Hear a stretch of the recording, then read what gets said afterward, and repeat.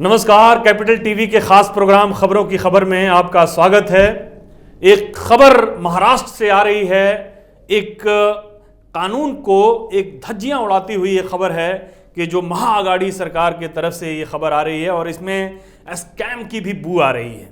हालांकि अभी इसको स्कैम कहना थोड़ी सी जल्दबाजी होगी, लेकिन ये ज़रूर है कि इसमें एक तरह की बेईमानी ज़रूर नज़र आ रही है उद्धव ठाकरे की सरकार की तरफ से, क्योंकि जो सरकारी महकमे हैं उन महकमों के ऑफिसर्स की ऑब्जेक्शन के बावजूद भी सरकार ने ये कदम उठाया है।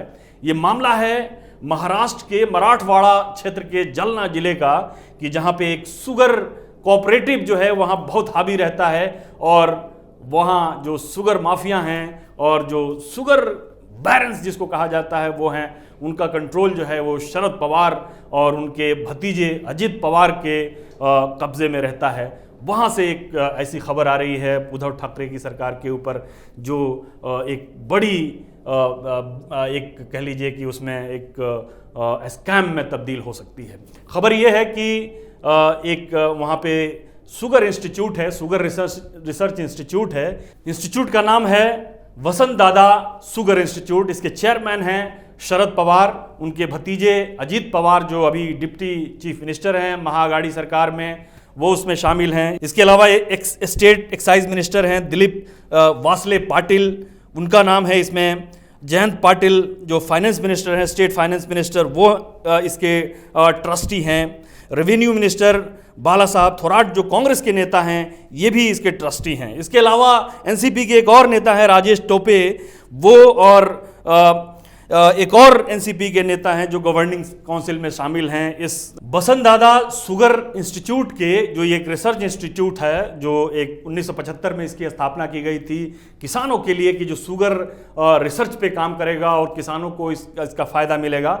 इस इंस्टीट्यूट के जो चेयरमैन हैं फिलहाल वो हैं शरद पवार, उनके भतीजे अजित पवार जो महाराष्ट्र में डिप्टी चीफ मिनिस्टर हैं वो इसके ट्रस्टी हैं। बाला साहब थोराट हैं, मिनिस्टर हैं महाराष्ट्र सरकार में, वो इसके ट्रस्टी हैं। इसके अलावा और भी कई मिनिस्टर हैं जो इस इंस्टीट्यूट के ट्रस्टी और गवर्निंग काउंसिल में शामिल हैं, एनसीपी और कांग्रेस के नेता।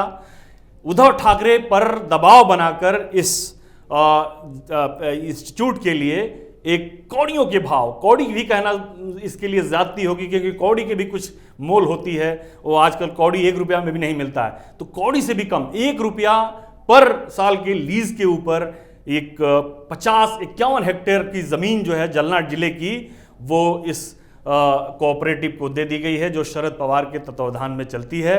और जो बाजार की कीमत इसकी आंकी गई है वो है करीब 10 करोड़ रुपए।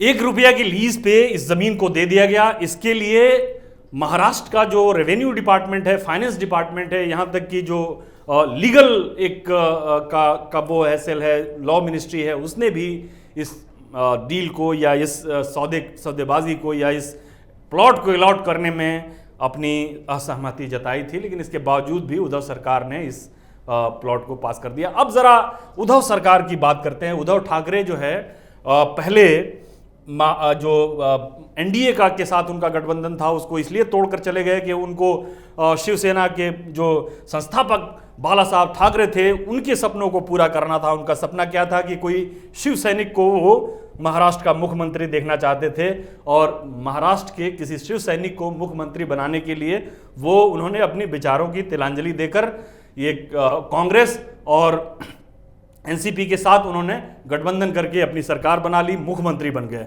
लेकिन ये मुख्यमंत्री बनने के बाद उन्होंने अपने विचारों की तिलांजलि तो दे ही दी, लेकिन अब लगता है कि वो नैतिकता जो एक भ्रष्टाचार का एक जो मामला है, वो भ्रष्टाचार को उन्होंने अपने आप में के लिए उसके लिए तैयार कर लिया है। क्योंकि इससे पहले भी ईडी ने शरद पवार और उनके भतीजे अजित पवार के ऊपर एक ये कोऑपरेटिव बैंक के घोटाले के आरोप में उनको नामजद किया हुआ है, उनसे पूछताछ की जा रही है, उनके ऊपर मुकदमे की भी मामला चल रहा है। तो उसमें क्या था, ये कोऑपरेटिव जो है उसमें जो कोऑपरेटिव बैंक के थ्रू एक पैसा जो है जारी किया गया था उस कोऑपरेटिव शुगर मिल्स के लिए, कि जिनके रिश्तेदार उन बैंकों में, जो महाराष्ट्र कोऑपरेटिव बैंक का था उसमें शामिल थे और उन्होंने पैसा सैंक्शन कर दिया और ऐसी फैक्ट्रियों को पैसा सैंक्शन किया कि जिनका फाइनेंशियल स्टेटस जो था बहुत ही खराब था, उनकी फाइनेंशियल हेल्थ जो थी वो ठीक नहीं थी। इसके बावजूद भी ये एक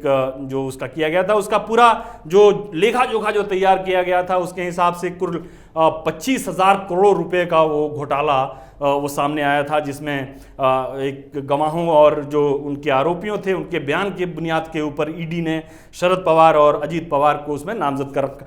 तो ऐसे में एक बड़ा सवाल ये उठता है कि क्या उद्धव ठाकरे ने महाअघाड़ी सरकार में शामिल होकर और ये बताकर कि वो जो शुगर जो का बेल्ट जो है या शुगर क्षेत्र में जो है किस तरह की धांधली होती है, उसके बावजूद भी एक जो उनके ब्यूरोक्रेट्स हैं उनके ऑब्जेक्शंस को बाईपास करते हुए उन्होंने एक चीज़ को सैंक्शन कर दिया। ये एक बड़ा सवाल है उनके ऊपर, उनके नैतिकता के ऊपर। दूसरा जो है ये है कि जो शरद पवार हैं वो महाअघाड़ी सरकार का कहा जाता है कि सूत्रधार हैं। शरद पवार ने ही ये पूरे एक बेमेल गठबंधन को थाम रखा हुआ है।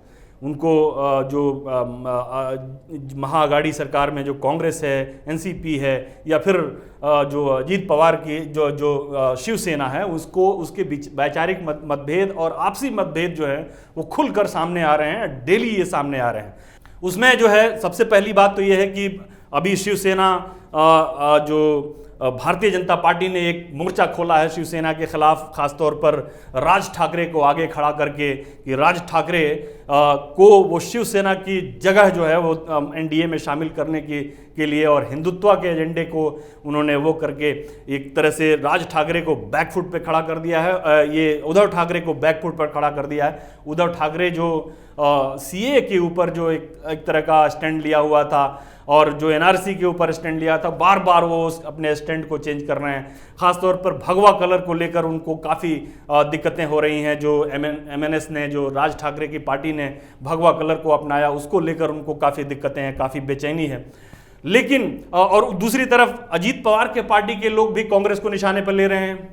कांग्रेस को के जो ख़ास तौर पर उनके एक बड़े नेता हैं, उन्होंने ये कह दिया कि जो 1975 में जो इमरजेंसी लागू की गई थी वो लोकतंत्र की हत्या थी। इस पर कांग्रेस को काफ़ी आपत्ति जतानी पड़ी। बाद में शरद पवार ने उसको उनका व्यक्तिगत बयान कह के उससे अपना पीछा छुड़ा लिया था।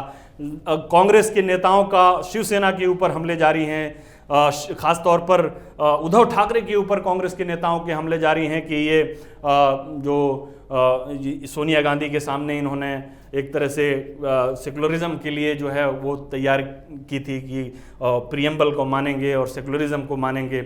लेकिन ये सेकुलरिज्म के पीछे जो है ये कहानी जो है वो अब सामने आने लगी है। ये खुलकर सामने आने लगा है कि उद्धव ठाकरे जो महाराष्ट्र में जो शरद पवार का खासतौर पर शुगर बेल्ट का जो एरिया है, जो मंत्रालयों के लिए इतनी उठापटक जो हो रही थी कि कौन किस मंत्रालय में जाएगा, कांग्रेस की तरफ से ये मांग हो रही थी कि बड़ी मंत्रालय उसको मिले।